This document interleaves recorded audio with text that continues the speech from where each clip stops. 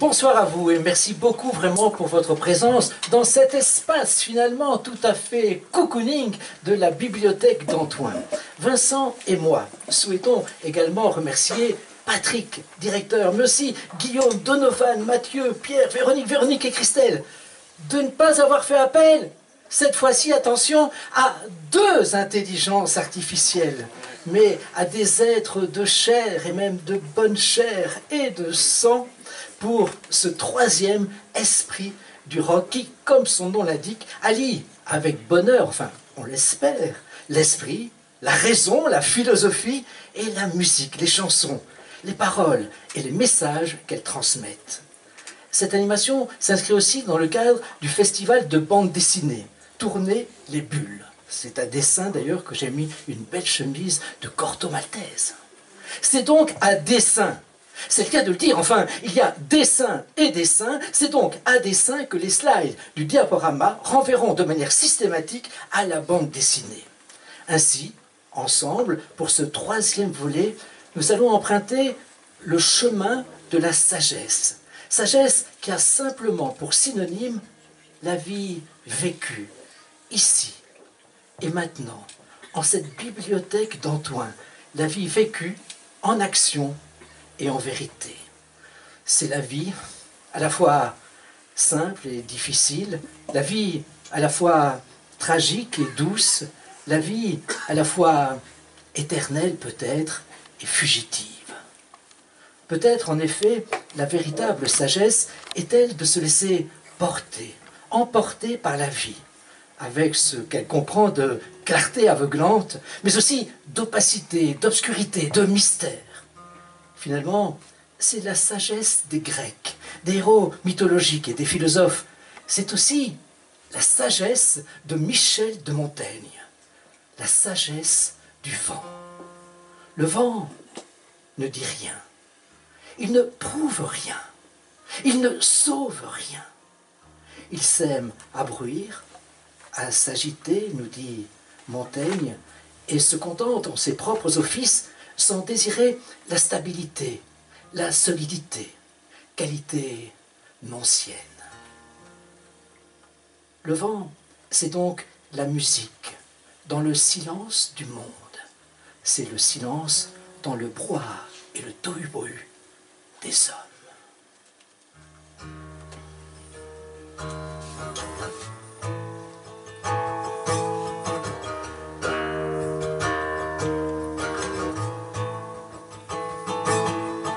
Milliards d'années sont passées depuis cette affaire de Big Bang. Vieux singe au cœur fossilisé, j'ai des rhumatismes à ma gangue. Avec mon parachute en torche et ma gueule de caterpillar, paraît que je viens d'une catastrophe. Et les dieux sont pas très bavards. Bipède, à station verticale, toujours faut se tenir debout. Bipède, à station verticale, parfois,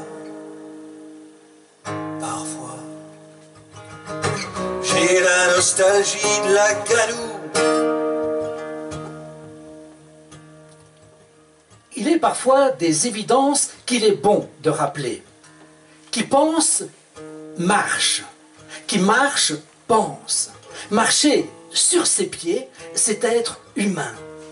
La bipédie exclusive est la caractéristique de l'Homo sapiens. L'espèce humaine se déplace sur la Terre d'une manière différente de toutes les autres espèces vivantes. L'enfant marche avant de parler. On le sait également, il faut beaucoup de temps à l'homme avant de pouvoir marcher, alors que les animaux le font quasi instantanément. La Terre a été découverte par des hommes qui marchaient et qui, corollairement, pensaient et parlaient, mais aussi, vraisemblablement, qui chantaient. Bipède, à station verticale, toujours faut se tenir debout. Bipède à station verticale, parfois, j'ai la nostalgie de la gadoue. Paroles pensantes et marches bipèdes sont constitutives toutes deux de l'être humain.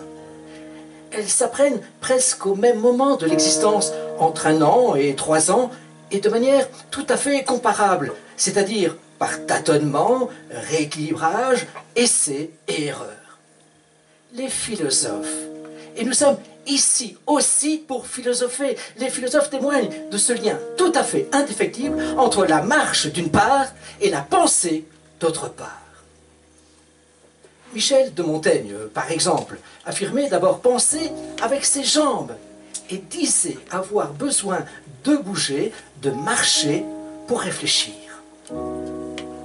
Thomas Hobbes, un philosophe anglais, s'était fait fabriquer une canne dont le pommeau était pourvu d'un encrier pour pouvoir noter en chemin les idées, les pensées qui lui venaient en marchant.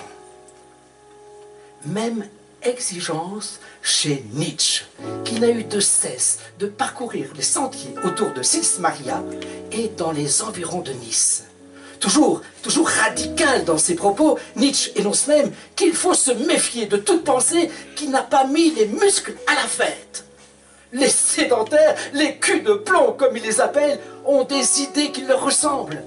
Lourdes, pesantes, maladroites. Martin Heidegger a écrit Holzweg au pluriel, chemin qui ne mène nulle part.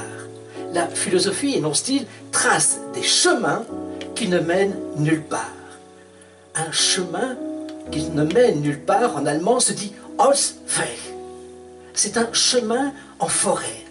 C'est le chemin que laisse jusqu'à l'orée du bois, le bois coupé, débité, élagué, que le bûcheron ramène.